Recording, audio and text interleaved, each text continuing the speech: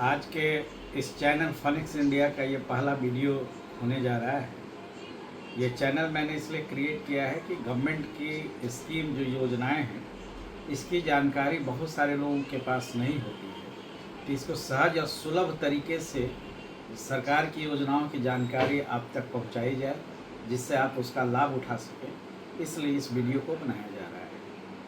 आज के इस वीडियो में जो हम लोगों ने योजना लिया है वह है अनुसूचित जाति एवं अनुसूचित जनजाति अत्याचार अधिनियम 1989। यह अधिनियम 1989 के बनने के बाद रूल 1995 के साथ ये संचालित हो रहा है। अभी भी ये अनुसूचित जाति और जनजाति के लोगों के साथ जो अत्याचार होता है, जो नॉन एससी के लोग के द्वारा इनके द्वारा अत्याचार किया जाता है, इनके ऊपर जो अत्याचार किया जाता है, उससे राहत देने के लिए, मुआवजा देने के लिए, वैदिक सहायता देने आदि के लिए ये एक्ट काम करता है।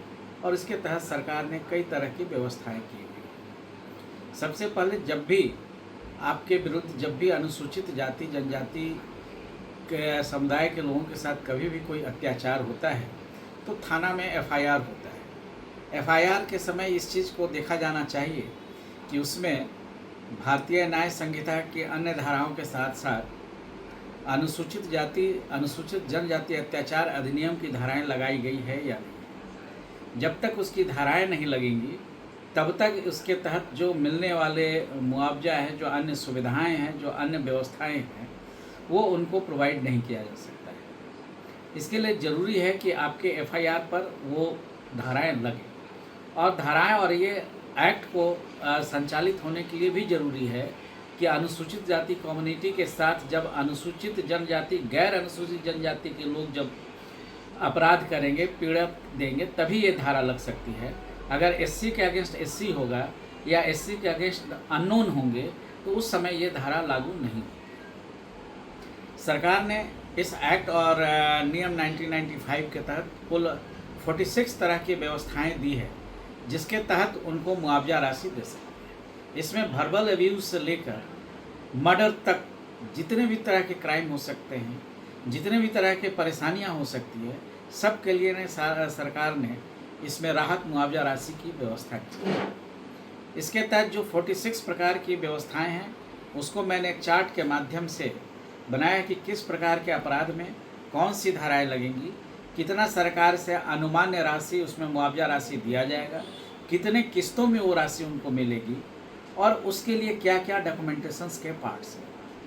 ये करीब करीब 46 प्रकार के इसमें व्यवस्थाएं दी गई हैं, जिसमें इसके तहत बहुत ही सहज व्यवस्था रखी गई है ताकि किसी को भी बहुत ज़्यादा रूल रेगुलेशंस के कॉम्प्लिकेशंस में ना पड़ना पड़े। हर एक व्यवस्था बहुत सीधी और सरल रखी गई है। सीधी सरल व्यवस्था के तहत इसमें करीब करीब 43 मामले ऐसे हैं जिसमें केवल एफआईआर अगर दर्ज हो जाता है तो उस मामले में उनको मुआवजा राशि का प्रथम किस्त देय हो जाता है।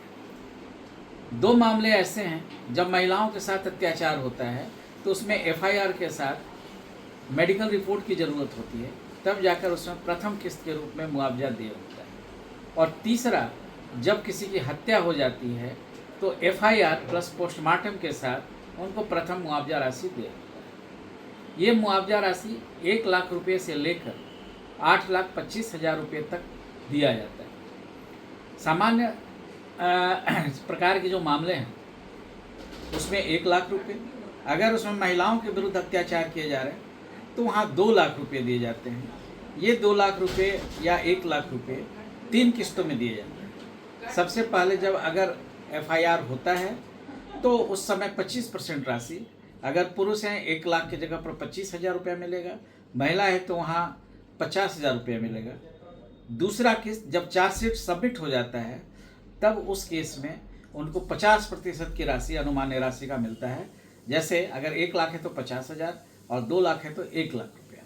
और तीसरा किस्त की राशि का भुगतान तब किया जाता है जब मामले में कन्विक्शन हो जाता है, तो बाकी का रिमेनिंग जो 25% है वो राशि देय होता है। इसी प्रकार से जब हत्या के मामले होते हैं तो हत्या के मामले में कुल 8,25,000 रुपया अनुमान राशि के बराबर मुआवजा दिया जाना है। इसमें एफआईआर प्लस पोस्टमार्टम का रिपोर्ट जब मिल जाता है तो तुरंत इनको 4,12,500 रुपये की राशि दी जाती है। और जब दूसरा चार्जशीट सबमिट हो जाता है तो फिर से सेकंड किस्त के रूप में 4,12,500 रुपये की राशि दी जाती है।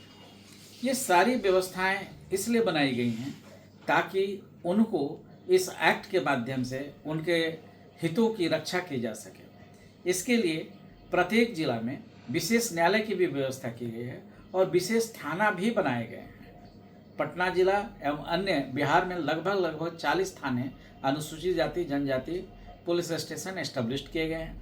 9 विशेष न्यायालय स्थापित किए गए हैं ताकि तुरंत मामले का संज्ञान लेते हुए इसका ये किया जाए, उस पर कार्रवाई की जाए और उसमें कन्विक्शन को फिक्स किया जा सके। यहाँ ध्यान देने की बात ये है कि सरकार कंप्लीट रूप से चाहती है कि इसका व्यवस्था अनुसूचित जनजातियों को मिले। हत्या के मामले में केवल हम लोग मुआवजा राशि ही नहीं देते, मुआवजा राशि देने के बाद अगर वो फैमिली में कमाऊ सदस्य हैं जिनकी हत्या हुई है तो हम लोग पेंशन की भी व्यवस्था है। पेंशन की व्यवस्था में 5,000 रुपया बेसिक है और जितने सरकारी कर्मचारी पदाधिकारियों को डीए मिलता है उतना डीए उस पर ऐड कर दिया जाता है। अभी जैसे 50% की राशि डीए के रूप में दी जा रही है तो 5,000 बेसिक के साथ उसका 50% यानी 2,500 रुपया यानी 7,500 रुपया प्रत्येक माह प्रत्येक पीड़ित परिवार को दिया जाता है। हत्या मामले में जिनकी भी हत्या है उनके आश्रित परिवारों को 7,500 रुपया प्रत्येक माह उनके जीवन काल तक दी जाती है। इसके अलावा रूल नियम 15(1) घ के तहत सरकारी नौकरी देने का भी प्रावधान है। इसमें सरकारी नौकरी परिचारी के रूप में दिया जाता है जो पूर्ण स्केल पे दिया जाता है और इसके लिए जरूरी ये है कि जब माननीय न्यायालय द्वारा आरोप का गठन कर दिया जाता है तब फिर उसमें नौकरी देने की प्रक्रिया होती है और ये जिला अनुकंपा समिति के माध्यम से इसको अनुशंसित करने के बाद उस जिला कैडर के माध्यम से उसको नौकरी प्रावधान किया जाता है। इसी प्रकार से जब मामले की सुनवाई माननीय न्यायालय में होने लगती है और जब गवाहों का साक्षियों का जब वहाँ पर आना जाना होता है तो उनके भी व्यवस्था की गई है कि अगर वो गवाही देने के लिए आते हैं तो 100 रुपया आने का और 100 रुपया जाने का तथा पूरे दिन का एक दिन की जो न्यूनतम मजदूरी उस वक्त होती है वो पूरी न्यूनतम मजदूरी मिलाते हुए आने जाने का 100 रुपया 200 रुपया करके एक साथ उनको भुगतान किया जाता है। इसी प्रकार से अगर पुलिस उनको मामले के अनुसंधान के क्रम में बुलाती है तो अगर वो पुलिस स्टेशन आते हैं तो 100 रुपया आने का 100 रुपया जाने का और एक दिन की न्यूनतम मजदूरी, या पुलिस अगर उनके स्थान पर जाकर पूछताछ करती है तो आने और जाने का छोड़कर न्यूनतम एक दिन की न्यूनतम मजदूरी उनको उसमें उपलब्ध कराई जाती है। सरकार ने पूरी व्यवस्था की है। सरकार ने माननीय न्यायालय विशेष न्यायालय का गठन किया है। सरकार ने इसमें लोक अभियोजक नियुक्त किए हैं। सरकार ने विशेष रूप से यहाँ पर अनुसूचित जाति जनजाति थाना का स्थापना किया है।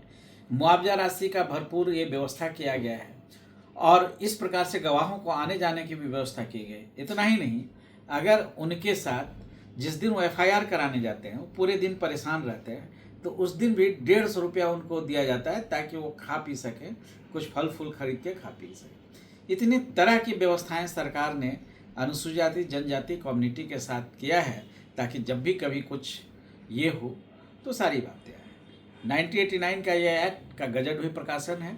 आपकी सुविधाओं के लिए मैं अपने इस वीडियो में उस गजट की भी प्रति इसमें लगा रहा हूँ और उसके साथ जो प्रोविजंस है उसको हम लोगों ने एक चार्ट बनाया है कि किन मामलों में क्या राशि देने की व्यवस्था है, कितने किस्तों में देने की व्यवस्था है, उसके लिए आवश्यक कागजात क्या हैं। इस वीडियो में वो भी हम इसके साथ अटैच कर रहे हैं ताकि आप इसको देखें सब।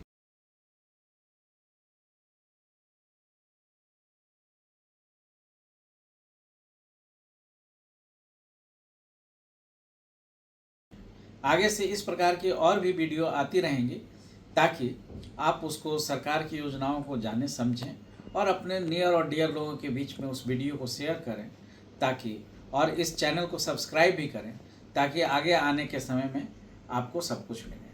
आप चूँकि ये चैनल का पहला वीडियो है तो इसलिए आपका सब्सक्रिप्शंस, लाइक और जो शेयर है ये तीनों अगर आएगा तो इसमें प्रोत्साहन मिलेगा और आगे से आगे विस्तृत रूप से हम लोग इसमें जानकारी देने की कोशिश करेंगे ताकि आपको इसका लाभ मिल सके। धन्यवाद।